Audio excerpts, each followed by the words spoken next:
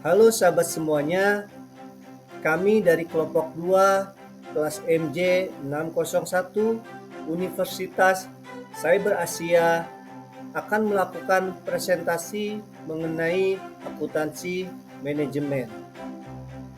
Mata kuliah ini dibimbing oleh dosen pengampu Ibu Murdianingsih SE MAK. Pada kali ini, presentasi ini diberi judul Analisis Biaya, Volume, dan Laba atau Cost Volume Profit Analysis.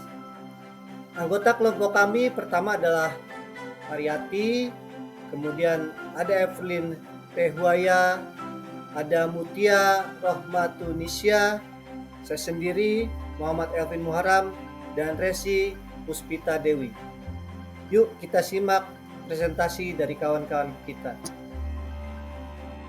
Pengertian analisis biaya. Analisis biaya adalah proses evaluasi dan perhitungan semua biaya yang terkait dengan suatu kegiatan, proyek, atau keputusan bisnis. Tujuannya adalah untuk memahami dan mengidentifikasi semua komponen biaya yang terlibat dalam suatu tindakan atau proyek. Analisis biaya memberikan data yang relevan bagi manajemen untuk membuat keputusan yang informasional dan efektif. Tujuan analisis biaya. Tujuan utama analisis biaya manfaat adalah untuk menentukan apakah suatu proyek atau tugas layak dilaksanakan. Keputusan ini dibuat dengan mengumpulkan informasi mengenai biaya dan manfaat proyek tersebut. Cost Volume Profit Analysis atau CVP. Cost Volume Profit Analysis adalah teknik analisis yang digunakan untuk memahami hubungan antara biaya, volume penjualan, dan laba. Komponen utama. Yang pertama ada biaya tetap atau fixed cost, yaitu biaya yang tidak berubah dengan perubahan volume penjualan.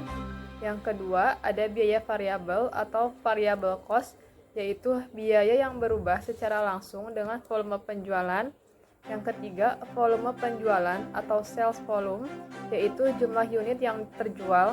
Yang terakhir ada harga jual per unit atau selling price per unit, yaitu harga satuan produk yang dijual.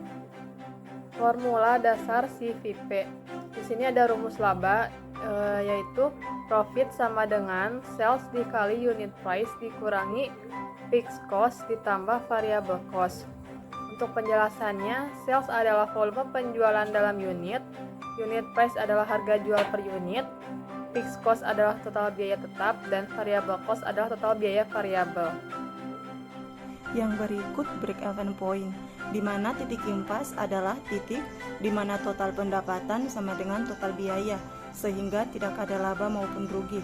Dapat kita lihat dalam rumus di bawah terdapat rumus titik impas di mana break-even point dalam kurung unit sama dengan fixed cost bagi unit pers kurang variable cost per unit, di mana terdapat contoh perhitungan yang terdapat di dalamnya, yaitu fixed cost sama dengan 50 juta sedangkan unit pers 500.000, sedangkan variable cost sama dengan 300.000.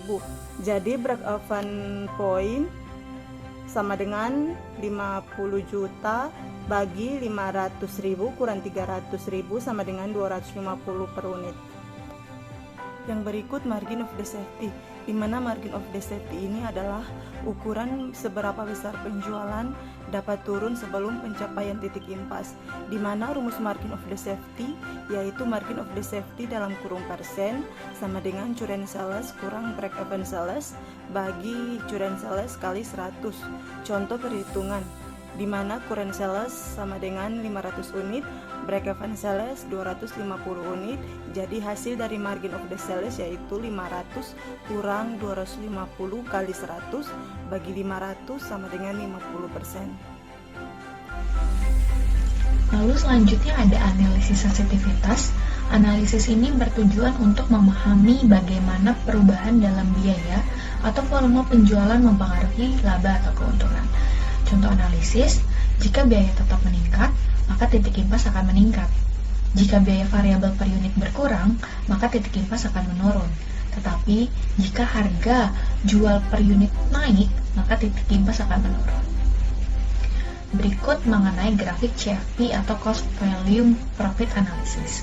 Di sini ada masa di mana di bawah titik impas atau di bawah break-even point, lalu pada saat break-even point, dan di atas titik impas atau di atas break-even point. Untuk penjelasannya adalah sebagai berikut. Penjelasan mengenai grafik CFP sebelumnya adalah jika di bawah titik impas, sebelum mencapai 250 unit terjual, total biaya lebih besar daripada total pendapatan, yang berarti perusahaan mengalami kerugian. Lalu pada saat titik impas atau break-even point, pada 250 unit terjual, total pendapatan sama dengan total biaya, atau sebesar 125 juta rupiah, yang berarti perusahaan tidak mengalami laba atau rugi. Lalu pada saat di atas titik impas, setelah 250 unit terjual, total pendapatan lebih besar daripada total biaya, yang berarti perusahaan mulai mendapatkan laba atau keuntungan. Dan semakin banyak unit yang terjual di atas titik impas, semakin besar laba yang akan diperoleh oleh perusahaan. Demikianlah presentasi dari kami. Semoga dapat memberi manfaat untuk semua. Lebih kurangnya kami mohon maaf dan terima kasih.